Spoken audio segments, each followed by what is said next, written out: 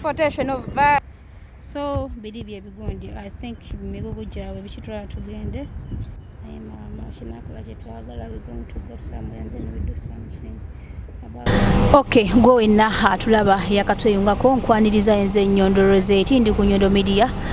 kwensiziro kubanga ate nkuweereza gwene ya subscribing agowe na following agowe na twagala agowe na tukiririzaamu bale kutukiririza batandika ku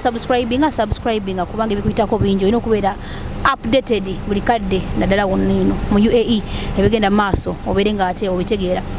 nga tubagamba nti tunoonyereza ensonga ntugika mu V ntubabuli ekituufu ekibeera ku ground okusookera ddala twagenda ku union ne tuzuula nti ekituufu azali na ku bbiri abaana bagibwawo oba abantu bagibwawo ate ne batwala ku Terminal 2 Deportation Center.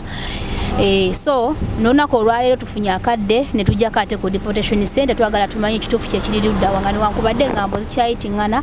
abantu boogera byabwe bakyagenda maaso n'okubanga babulira ebintu ebirala ennyo obuvidiyo bwatambula bwali bungi nnyo ne bawabya abantu ti n'essaawa eno abaana bakyadduka mu biyumba so nkoowola gwe wenna alaba vidiyo eno gisharing ogiweko n'omwana omulala yenna gy'abeera ali bamanye ekituufu ekigenda mu maaso baleme kukola nsobi nga badduka mu biyumba ate bagende ku Deportation Center nti badeporting bwa freely nga nwakubadde olina omusango just ongera wingi nyinyi n'okola ki nodde waka ekitali kituufu so nga we mbagamba era nga nkiddamu nti ffe tusooka kwekenneenya nsonga ne tujja n'ekintu ekituufu era ffe abakuwa updates eziri right oba eziri entuufu eziri ku ground so onako olwaleero nga mbagambye sigenda kufuluma Deportation Center eri waliri njabalako akantu katono nnyo eriwa eri mu maaso so sobola kufuluma nenzija atawo balaga ekigenda mu maaso naye nga waliwo abaana abaliwo batono ddala si bangi batono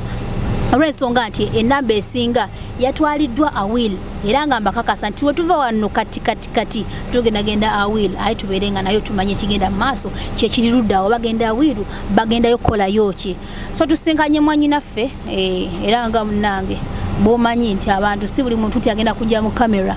so tusanga omuntu abeera ku ground ewantu awo nabeera nga ate atubuulira ebisingawo kubanga ye abaddewo ng'amanyi ffe tubeerawo naye ate bwe tujja tuba tutaka okumanya ebisingawo n'omuntu amanye ekigenda mu maaso so naye waali tugenda kumubuuzaako ebibuuzo bitonotono abeere nga atuddamu tumanye ate ye kyeyalaba n'ekigenda mu maaso kyekiruddawo abagamba nti wano wasimbawo ennyonyi nejja netwala abaana ye yali agirabyeko sebo gyebaleko mukwano bagambye gwe Mr. Henry Yenyabu. Mr. Henry jebaleko sawa. Nyabu nawe jebaleko nyabu. Kakati gwe omuntu gwe tusanze around era no tutegeeza nti obukosa okola waneeno ne tusalawo kuba tukubuuzaako ku bibuuzo ebitonotono ebitali bingi. Nyabu. Abaana abo baleetebwa okuva ku union ne baleetebwa wano ku Terminal 2 Deportation Center. Abaana abo nga nnengerawo batono bakyaliwo gwe nga gwe kiki ky'obadde olaba ekihappeninga waneeno era kiki ky'omanyi. Kakati abaana abo baleetebwa naye bwe babaleeta wano babaleetawo for screening ne bamala ne babajjawo ne babongerayo awiri yawe baba awiri simanyiyo kigenda maaso naye nga babaleeta wano just for screening n'okwawulamu abokala ababa balina emisango n'abatalina misango ne babaawulamu abatalina misango babatwala awiri okubakolera ndowooza oba ku biki ebya pass out biki then n'abalina emisango babongerayo ewalala kusinziira ku kyempulira Lane Road kino kyonna nakiwuliddeko naye kakati abantu abo kubanze kati nengerawo abantu batono nnyo ssaawa eno naye nga mpulira bagamba nti ennamba yabadde y'amaanyi nnyo okusinziira ku ggwe ku ngeri gy'obalabamu bali benkananga bameka abaana abo baali bangi baali bagenda kale simanyi nnyo bya bibalo naye nnyinza okuteebereza nti oba baalinga mu bitaano mulimu ab'abaana mulimu ab'embuto nga bitano gogeregeranyiza abannayuganda obaana bala bonna kubaana buli bagamba balinga 10 na kusobanga abannayuganda kale bwendabamu bennalaba nze bennyinza okulowooza nti bannayuganda n'abamu kwabo ababaera bakwebuuzizzaako nga bakulabye so Uganda bannayuganda basinga okubeera ennamba ennene n'abembuto n'ababaana mwebali kati abembuto n'ababaana bateeka wamu oba babaawulamu babaawula abaana babateeka bokka n'ab'embuto bokka naye lwaki baba bagenda obbakolera ekigambibwa nti wano waliwo ennyonyi ezakavaawo 5 bateekamu abaana ne batwala simanya mu nsi zaabwe ez'enjawulo ennyonyi zo wali ozirabyeko sinalabako nnyonyi yonna ejjawo baana kubatwala kababe baawa sinnabagirabako okujjako abo abamu ku babadde balina obusobozi kubenda abatono ennyo abayise wano naddala ku departure abadde balina obusobozi obusobola okwegulira air ticket n'okwesasulira pass out bazaayo babazaayo ng'ate tebalina misango so kino ekyogerwa mbu simanya nnyinyi zibatwala tezinnabaawo era tebannaba batwala nga wenkugambye baba batutte bakyalimu nakwongera kubongera kubaawulayawulamu awiri so go wenna tulaba ali ku Nyondo Media nga twabakakasiza twabagambye nti ffe ekintu tukiva mu v tukitandikira ddala wansi tuka waggulu so ekintu kyaffe ekyasooka nga ebyo bimaze okubeerawo tuwulidde byetuwulidde tumaze okufuna amazima twajja ku union okumanya amazima agasingawo n'ekyaliwo ekitundu kyaffe ekyasooka abakigobera mwakigoberera abaana bakukira mugende mukirabe ekintu kyaffe ekyokubiri ne tumitinga mwami kikomeko n'atunyonyola ekituufu ekiri ku ground wetwavaawo netugenda mu kitundu tulava ku ekyo ku kitundu ekyokusatu tuli waneeno kubanga kigambibwa nti we baava ku union babayita wano ku Deportation Center Terminal 2 era abasinga badde mu mbuuza kye kigenda mu maaso genda ku Terminal 2 Deportation Center omanyi abantu baffe gye bali kye kigenda mu maaso era nzize kubanga tubeera tuweereza mmwe abatulaba era kye mutugamba kye tukola so olwaleero tuze ku Terminal 2 Deportation Center byemuwuliddeko mubiwulidde mu kitundu kyaffe kyakusatu ekyokuna era olunaku lwennyini tugendagenda te ku awil tumanye ate awil yo bakolayo kye kigenda mu maaso era nawuliddeko nti waliwo ne bebajja awil wali ne bagerayo ku Lane Road bebayongera ku Lane Road be bali ludda wa nsonga ki so go wenna tulaba oba tukiririzaamu wiki yali ku kamera yenze Nyondo Rozet pose kankwebaze mukwano banyo balide ddala abantu abasinga nze kuba ntagadde kulabikira mu kamera still negaswa kwa information toyanza mukwano kale nyaba naye nesimye kulabako mukyala Nyondo nsanyukidde ddala amina mwebale kunfollowing oba kutufollowinga so tufollowing ku YouTube ana subscribinga nyiga akade TikTok, Twitter, Instagram, post ne Facebook ya tufollowing oberenga omanya ebisinga okubanga feffe kaba Nyondo Media abakuwa amawulire agali ku point era ngene ensonga twagikudde mu view kuva wetandikide mpaka wena komekira atenga tubawa kintu kitufu lukimu kimanya ate kyebamanya abantu bamwe bali bulungi tebagenda bayisa bubi balya abamu communicating nabo so tewali tebagenda kubakola kikyamu UAE is a free place, a free country, is a land of opportunities to everyone. Kisinzira okozesa otya nobeera nga ate ogifunamu atakumira mpeera abatukumire tusinkane mu kitundu ekyokuna ekya lane ekya awil then ekyokutaano kinabera kya lane then tunalaba ekinaaba kikola ki so subscribing sharing awako ono fena tuganyuremu atakumira mpeera abatukumire Nyondo Rozet Nyondo Media wiki camera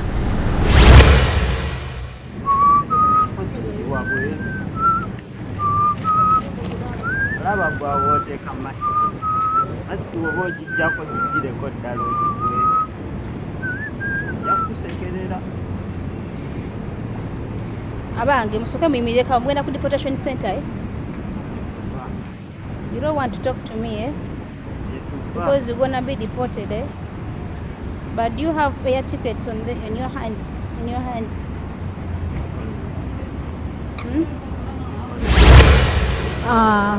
nga lukyali ku follow up yaba n'abaana abagenda okubanga badeportingibwa okudda waka tusooseko ku Deportation Center oluvuddeyo ate ne tujjako waneeno ku departures ate okusibulako bannaffe abali mu kudda ewaka ate bo nga baddayo na mirembe abana bali ku departures bo baba bagenda nga bebeesalidde air ticket visa zibadde zikyaliko kale nga baddayo waka mirembe so yensonga lwaki n'akafo kalabika bulungi nnyo nga bw'okalaba batwala obudde bwabwe bawummulamuuko buli kimu ne bakimaliriza then ne batambula ne bagenda era anytime abasobola okukomawo nga tebamulimitinze nti oba oluvannyuma lwa wiiki ng'emu oba wiikisi 2 oba mwezi gumu myezi 6 oba myaka nga bwe giti kuba akitegeeza nti abadde mu nsi naye ng'alimu legale wabula si illegale. Be bano abajja wano eno tuli ku Terminal 2 naye nga tusooseeko eri ku Deportation Center ne tubawa kigenda mu maaso gye tufunyeeyo bwe tusanzeeyo akola round abadde ne information kino kyatugambye naye nga naffe tukomekedde ku wano okuba nga tusiibulako abo abagenda mu ddembe bwe badipotinze era bali bayiteri ku Deportation Center abo bo baba badipotinze nga bataddeko baani ate kisinziira baani ebeera ya bbanga ki naye nga baani ya wano etandikira ku myezi 6 myezi 6 mwaka myaka 2 ne life ban yerituddawa eyo yo batogenda kuddiramu ddala kudda wano blacklist babeera baku blacklist nga bakugyeko amaaso gonna completely nga tokyasobola kudda wano mu UAE n'oba ng'osasula essente ezenkanawa nga tokyasobola kudda mwana wa maama kitegeeza nti gwe kyewakola kibeera kyamaanyi kibeera kikulu kyova olaba nga ne bano abagenda okudda ewaka of course balimu enjawulo mulimu abazza emisango oba naabo bakama baabwe bagwetekako emisango n'abagikolera ddala n'abatalina tabbu naye nga just badde mu overstay so kisinziira n'omusango obeera olina mu bisolo vinze mutya era nga munaffe bwatunyonyoddemuuko naye nga ensonga tukyagendera ddala mu maaso kyembagamba nti tukyawummuddemu wano katono ate otuva wano tugenda awiiru kubanga atugambye nti abava wali eri ku deportation ate babeera batwalibwa awiiru ki ekibeera kiddako nabyo tunaabisanga eyo nga ffe abanyondo media twasalawo okubawa amawulire agali ku mulamwa amatuufu nga tetuwabya abantu so tambula naffe anaba subscribinga nyiga akade so that kyonna ekiba kiddako tokisubwa era agenda maaso bede ng'osharinga waako ono wadde omusaze ku TikTok oba Twitter oba Instagram oba Facebook oba ku YouTube at least sharinga linki oweko ne munno omulala n'ali Uganda amanye ekigenda mu maaso eno ate kyekiriwa bigenda bitya kale abeerewo ng'ali well updated kiba kinyuma nnyo okubeera mu nsi naye nga buli kigenda mu maaso okitegeera so nga ffe abanyondo media twasalawo okubakolera ogwo mubeere nga mumanya ekiba kigenda mu maaso mu nsi omubeera muli muleme kubanga ate muli awo nga temumanyi kye muba mugenda kuzzaako naye nga mubaye kutufollowinga batufollowinga mukola kyamaanyi nnyo ne wiki yali ku kamera so bwe tuviira ddala wano eno tugenda kubanga tweyongerayo ate kwa will nga bwe mbagambye tulabe ate kyekiddirira naye kati tusooke tuwumulemuuko naye nga tovaako beerako ku Nyondo Media for more and more right updates tujja kukwata mpolampola kasaavu kanyama naye nga kyetubawa kyekituufu nga tewali kukiddamu oba kwetonda weekuumireko subscribinga likinga sharinga agala okumanya ekintu kyonna genda mu comment section teekayo question yo tunaba tukuddira takumira mpeera abatukuumire naye nga mukyaliko olowooza ku mugaati ogw'omulembe era omuwoomu ddala lowooza ku Baker's Choice Bread okukolebwa banno ba Baker's Choice Bakery. Bano bakola ne cakes eza buli kika omuli ez'amazaalibwa, keeki z'embaga, keeki z'okwanjula, baby shower cakes, graduation cakes, donati mu bika eby'enjawulo, burger bread, loaf bread, amandaazi, daddies n'ebintu ebirala bingi. Kubako noti 7 noti 3 9 4 7 2 oba noti 7 noti 8 2 3 9 oba plus 9 7 5 8 9 8 Baker's Choice Bakery. Taste the Baker's Choice. Welcome to the evening of the unforgettable desert adventure. I'm Denise from Speed Express Tours and Travel. Today we'll be talking about the desert safari because no trip or journey to Dubai is complete without the desert safari. Having desert safari makes you explore the beauty of Dubai. Taking you to the majestic desert of Dubai in the evening, which is the best time to explore the desert as the desert starts to cool to welcome the moonlight, and we will show you the best of the desert life like no other. The tour also features activities like barbecue, camel rides, sandboarding, quad bikes, traditional tea, buffet dinner, and more. After all the actions and the adventures, enjoy a relaxing time tasting dates and traditional tea. So escape the busy city life for a while and enjoy the brilliancy of the barren land, Dubai Desert Safari. Speed Express, dream, explore, discover.